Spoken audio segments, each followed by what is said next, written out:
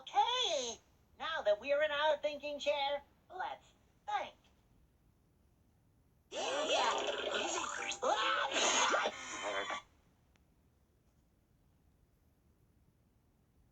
Okay, we really need to figure out what I need to feel better.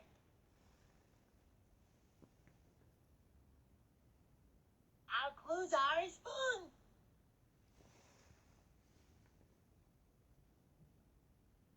A bowl. And vegetables.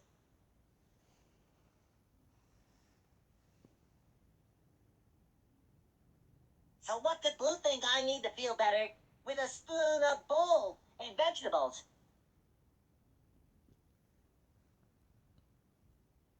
Well, you could eat out of the bowl with a spoon and then the vegetables.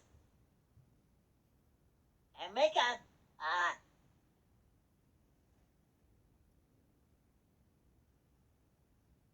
vegetable soup. That's it. Blue thinks I need Mr. Salt and Mrs. Pepper's famous vegetable soup to feel better. We just figured out Blue's clues.